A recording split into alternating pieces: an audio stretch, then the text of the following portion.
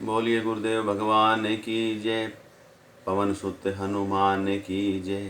पितर देवताओं की जय। लक्ष्मण जी ने हंसकर कहा, हे मुनि सुनिए, क्रोध पाप का मूल है, जिसके वश में होकर मनुष्य अनुचित कर्म कर बैठते हैं और विश्व भर के प्रतिकूल चलते हैं, सबका अहित करते हैं। हे मुनिराज, मैं आपका दास हूँ, अब क्रोध त्याग कर दया कीजिए। टूटा हुआ धनुष क्रोध करने से जुड़ नहीं जाएगा। खड़े खड़े पैर दुखने लगे होंगे, बैठ जाइए। यदि धनुष अत्यंत ही प्रिय हो तो कोई उपाय किया जाए और किसी बड़े गुणी कारीगर को बुलाकर जुड़वा दिया जाए। लक्ष्मण जी के बोलने से जनक जी डर जाते हैं और कहते हैं, बस चुप रहिए, अनुचित बोलना अच्छा नहीं है। जनकपुर के स्त्री पुरुष थर थर कांप रहे हैं और मन ही मन कह रहे हैं कि छोटा कुमार बड़ा ही खोटा है। लक्ष्मण जी की निर्भय वाणी सुन सुनकर परशुराम जी का शरीर क्रोध से जला जा रहा है और उनके बल की हानि हो रही है, उनका बल घट रहा है। तब श्री रामचंद्र जी पर एहसान जनाकर परशुराम जी बोले, तेरा छोटा भाई समझकर मैं इसे बचा रहा हूँ। यह मन का मैल और शरीर का कैसा सुंदर है, जैसे विष के रस से भरा हुआ सोने का घड़ा। सुनी लक्ष्मण बिहसे बहुरी नयन तरे रे राम, गुर समीप गवने सकुची परिहरि बानी बाम। अर्थात यह सुनकर लक्ष्मण जी फिर हंसे। तब श्री रामचंद्र जी ने तिरछी नजर से उनकी ओर देखा, जिससे लक्ष्मण जी सकुचा कर विपरीत बोलना छोड़कर गुरु जी के पास चले गए। श्री रामचंद्र जी दोनों हाथ जोड़कर अत्यंत विनय के साथ कोमल वाणी में शीतल वाणी बोले, हे नाथ सुनिए, आप तो स्वभाव से ही सुजान हैं। आप बालक के वचन पर कान न कीजिए, उसे सुना अनसुना कर दीजिए। बैर बरई और बालक का एक स्वभाव है, संत जन इन्हें कभी दोष नहीं लगाते। फिर उसने लक्ष्मण ने तो कुछ काम भी नहीं बिगाड़ा है। हे नाथ, आपका अपराधी तो मैं हूँ, अतः हे स्वामी, कृपा क्रोध वध और बंधन जो कुछ करना हो दास की तरह अर्थात दास समझकर मुझ पर कीजिए, जिस प्रकार से शीघ्र आपका क्रोध दूर हो। हे मुनिराज, बताइए, वही उपाय करूं। मुनि ने कहा, हे राम, क्रोध कैसे जाए? अब तेरा छोटा भाई टेढ़ा ही ताक रहा है, इसकी गर्दन पर मैंने कुठार न चलाया तो क्रोध करके किया ही क्या। गर्भ सन वही अपनी पे रवनी सुनी कुठार गति घोर, परसु अछत देखूं बियत बैरी भूप किशोर। अर्थात मेरे जिस कुठार की घोर करनी सुनकर राजाओं की स्त्रियों के गर्भ गिर पड़ते हैं, उसी फरसे के रहते मैं इस शत्रु राजपुत्र को जीवित देख रहा हूँ। हाथ चलता नहीं, क्रोध से छाती जली जाती है।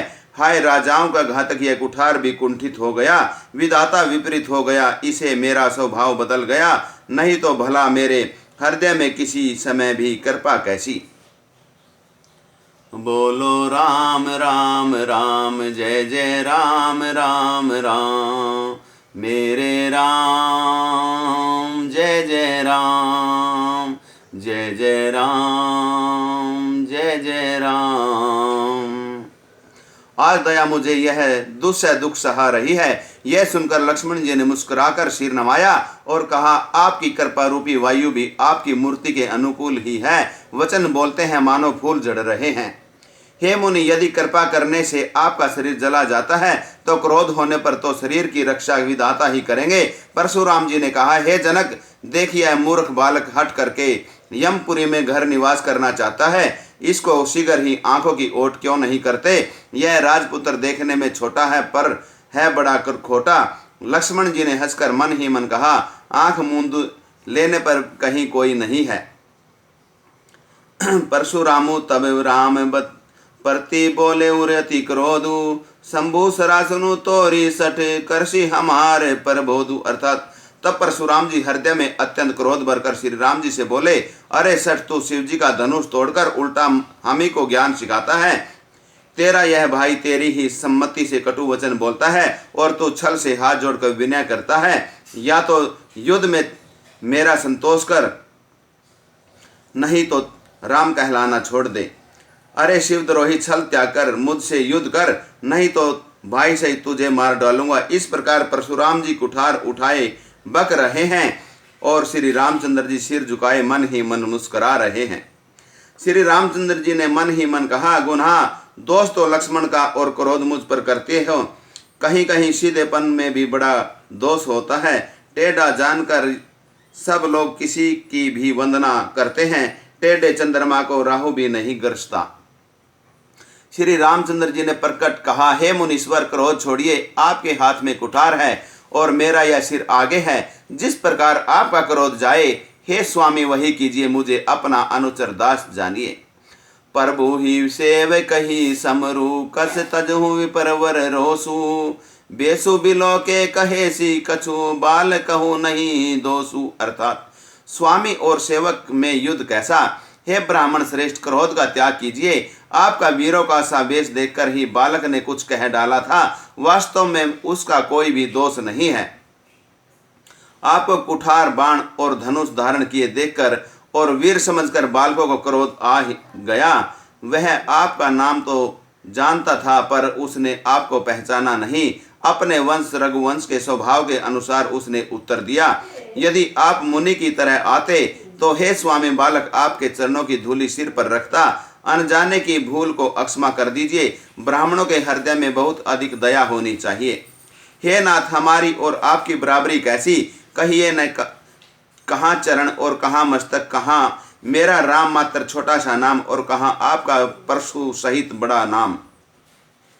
हे देव, हमारे तो एक ही गुण दो धनुष हैं और आपके परम पवित्र सम, दम, तप, सोच, अक्षमा, सरलता, ज्ञान, विज्ञान और आस्तिकता, ये 9 गुण हैं। हम तो सब प्रकार से आपसे हारे हैं। हे विपर, हमारे अपराधों को अक्षमा कीजिए।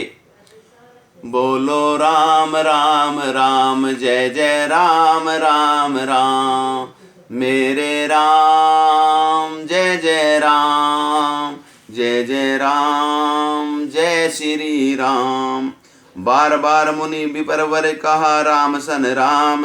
बोले भृगुपति सरु से, हसी तहु बंधु सम बाम। अर्थात श्री रामचंद्र जी ने परशुराम जी को बार बार मुनि और विप्रवर कहा। तब भृगुपति परशुराम जी कुपित होकर अथवा क्रोध की हंसी हंसकर बोले, तू भी अपने भाई के समान ही टेढ़ा है। तू मुझे निरा ब्राह्मण ही समझता है। मैं जैसा विपर हूँ तुझे सुनाता हूँ। धनुष को सर्वा बाण को आहुति और मेरे क्रोध को अत्यंत भयंकर अग्नि जान।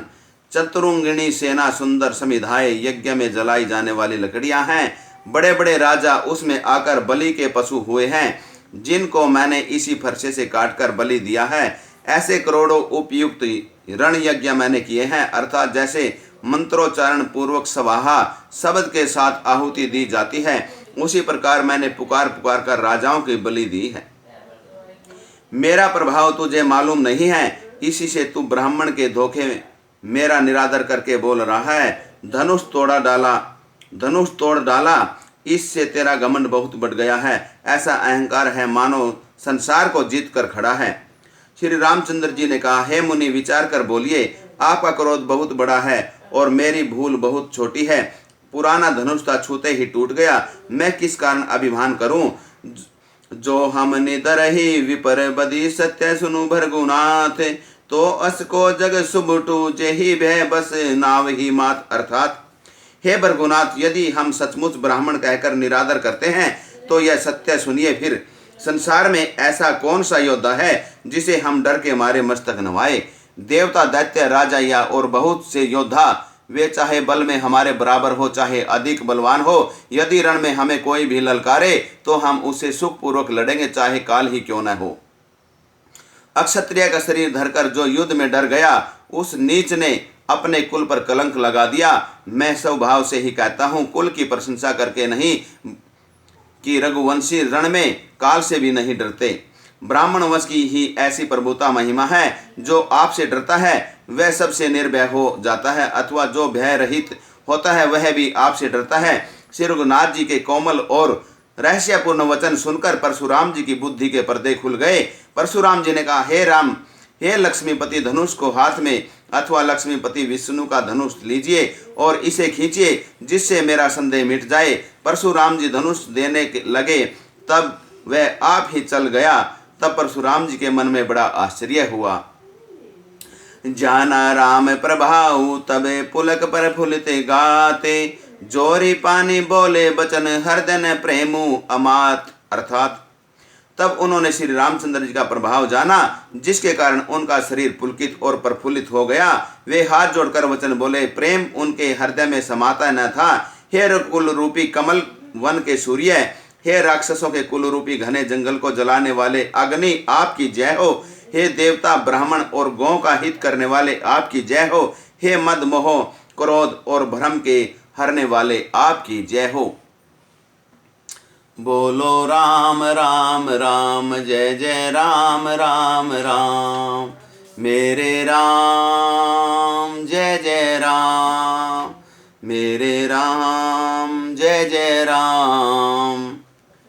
हे विनयशील, कृपा आदि गुणों के समुंदर और वचनों की रचना में अत्यंत चतुर, आपकी जय हो। हे सेवकों को सुख देने वाले, सब अंगों से सुंदर और शरीर में करोड़ों कामदेवों की छवि धारण करने वाले, आपकी जय हो।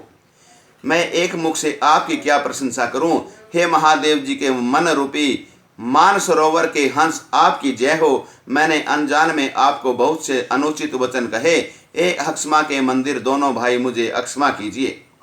हे रघुकुल के पताका स्वरूप श्री रामचंद्र जी, आपकी जय हो जय हो जय हो। ऐसा कहकर परशुराम जी तप के लिए वन को चले गए। यह देखकर दुष्ट राजा लोग बिना ही कारण के मन कल्पित डर से रामचंद्र जी से तो परशुराम जी भी हार गए। हमने इनका अपमान किया था, अब कहीं ये उसका बदला न ले, इस व्यर्थ के डर से डर गए। वे कायर चुपके से जहां तहां भाग गए। देव ने दिनी दुदुम्बी प्रभु पर बरसई फूल, हर्षपुर नर नारी सब मिटी मोह में सूल। अर्थात देवताओं ने नगाड़े बजाए, वे प्रभु के ऊपर फूल बरसाने लगे। जनकपुर के स्त्री पुरुष सब हर्षित हो गए, उनका मोह में अज्ञान से उत्पन्न सूल मिट गया। खूब जोर से बाजे बजने लगे, सभी ने मनोहर मंगल साज सजे। सुंदर मुख और सुंदर नेत्रों वाली तथा कोयले के समान मधुर बोलने वाली स्त्रियां झुंड की झुंड मिलकर सुंदर गान करने लगी। जनक जी के मुख सुख का वर्णन नहीं किया जा सकता, मानो जन्म का दरिद्री धन का खजाना पा गया हो। सीता जी का भय जाता रहा, वे ऐसी सुखी हुई जैसे चंद्रमा के उदय होने से चकोर की कन्या सुखी होती है। जनक जी ने विश्वामित्र जी को प्रणाम किया और कहा, प्रभु ही कृपा से श्री रामचंद्र जी ने धनुष तोड़ा है। दोनों भाइयों ने मुझे कृतार्थ कर दिया। हे स्वामी, अब जो उचित हो सो कहिए। मुनि ने कहा, हे चतुर नरेश सुनो, यों तो विवाह धनुष के अधीन था, धनुष के टूटते ही विवाह हो गया। देवता मनुष्य और नाग सब किसी को यह मालूम है। तथापि तुम जाकर अपने कुल का जैसा व्यवहार हो, ब्राह्मणों कुल के बूढ़ों और गुरुओं से पूछकर और वेदों में वर्णित जैसा आचार हो वैसा करो। जाकर अयोध्या को दूत भेजो, जो राजा दशरथ को बुला लावे। राजा ने प्रसन्न होकर कहा, हे कृपालु, बहुत अच्छा। और उसी समय दूतों को बुलाकर भेज दिया। फिर सब महाजनों को बुलाया और सब ने आकर राजा को आदरपूर्वक सिर नवाया। राजा ने कहा, बाजार, रास्ते, घर, देवालय और सारे नगर को चारों ओर से सजाओ। महाजन प्रसन्न होकर चले और अपने अपने घर आए। फिर राजा ने नौकरों को बुलावा भेजा और उन्हें आज्ञा दी कि विचित्र मंडप सजाकर तैयार करो। यह सुनकर वे सब राजा के वचन सिर पर धरकर और सुख पाकर चले। उन्होंने अनेक कारीगरों को बुला भेजा, जो मंडप बनाने में कुशल और चतुर थे।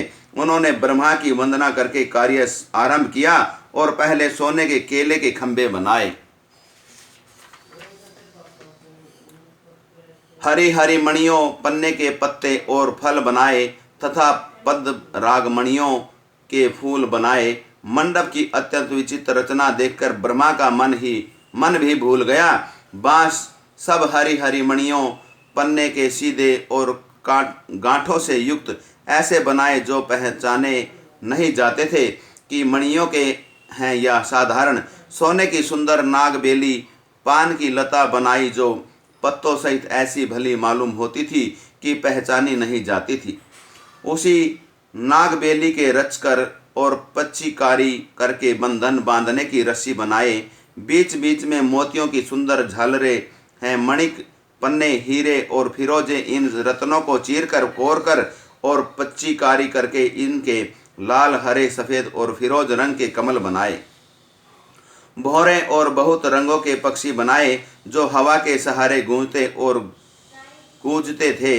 खंभों पर देवताओं की मूर्तियां गढ़कर निकाली जो सब मंगलमय द्रव्य लिए खड़ी थी। गजमुक्ताओं के सहजी सुहावने अनेकों तरह के चौक पुराए। नीलमणि को कोरकर अत्यंत सुंदर आम के पत्ते बनाए। सोने के बोर, आम के फूल और रेशम की डोरी से बंधे हुए पन्ने के बने फलों के अच्छे गुच्छे सुशोभित हैं।